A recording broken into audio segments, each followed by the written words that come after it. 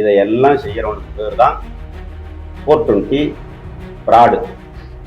இதெல்லாம் தெரியாம அவர் யாரையும் சொல்லிக்கிட்டு இருக்காங்க. பேர் சொல்லாம ஒருத்தர் சொல்லிக்கிட்டு இருக்காரு. கரூர் மாவட்டத்துல வெண்ணமலை கோயில் சம்பந்தமா, கோயில் இனாம் நில பிரச்சனை சம்பந்தமான பிரச்சனைகள் தொடர்ந்து போய்கிட்டு இருக்குது. இதுவரைக்கும் 7 முறை அந்த கடைகளுக்கு, வீடுகளுக்கு சீல் வைக்கின்ற நிகழ்வு நடந்திருக்கிறது. அது சம்பந்தமாக நேற்று முன்தினம் அந்த சீல் வைப்பு நிகழ்ச்சியில மக்களோடு சேர்ந்து வந்த அதிகாரிகளிடத்துல மக்களுடைய நியாயத்தை எடுத்து சொல்வதற்கு ஒரு நேரம் வேண்டும் என்று சொன்னோம். இருந்தாலும் நாங்க உச்சநீதிமன்றத்துல தீர்ப்பு சொல்லியிருக்கிறாங்க. உச்சநீதிமன்றத்தை மதிக்கிறோம், உச்சநீதிமன்ற தீர்ப்பை மதிக்கிறோம்.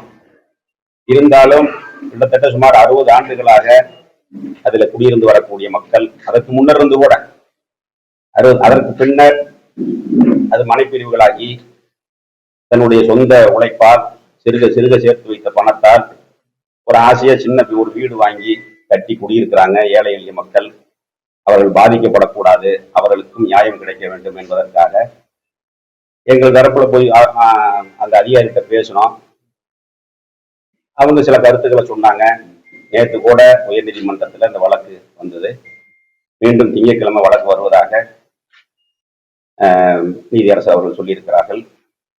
ஆனால் அது சம்பந்தமாக ஒரு 4 நாட்களுக்கு முன்னர் இந்த கரூர் மாவட்டத்தை சார்ந்த ஒருத்தர் ஒரு பேட்டி கொடுத்தார். அவர் அந்த பேட்டியில ஃப்ராடு 420 அப்படின்லாம் ஒரு விளக்கம் சொல்லியிருக்காரு. வார்த்தை வருது, பேர் சொல்லாம சொல்லியிருக்காரு. அவருக்கு அந்த ஃப்ராடுக்கும் 420 அர்த்தம் தெரியாம பேசிக்கிட்டு இருக்காரு. நான் அதையும் சொல்லிட்டு இந்த மேட்டருக்கு வர்றேன்.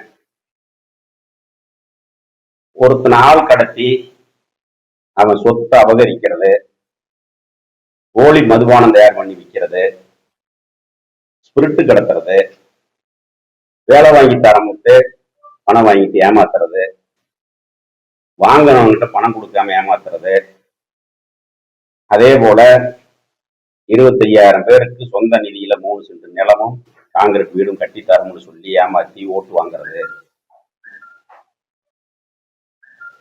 வெள்ளி கொலுசுன்னு சொல்லி டூப்ளிகேட் கொலுசை கொடுத்து பெண்களை ஏமாத்தி ஓட்டு வாங்கி ஜெயிக்கிறது, ஸ்டாலின் 11 மணிக்கு முதலமைச்சர் ஆயிடுவாரு, 11:05க்கு நீங்க மாட்டு வண்டியை கட்டிக்கிட்டு ஆத்துக்கு போங்க, எவனும் கேட்க மாட்டான், எந்த அதிகாரியும் கேட்க மாட்டான், கேட்டா அந்த அதிகாரி அங்க இருக்க மாட்டான்னு சொல்லி ஏழை எளிய மாட்டு வண்டி தொழிலாளர்களுடைய வாக்குகளை பெறுவதற்கு வாக்குறுதி கொடுக்கிறது.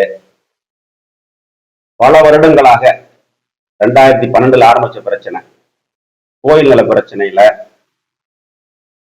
100 நாள்ல பட்டா போட்டு தர்றேன், அப்படி கொடுக்கலன்னா என் சட்டையை பிடிச்சி கேளுன்னு சொல்லி ஓட்டு வாங்கிட்டு ஏமாத்துறது.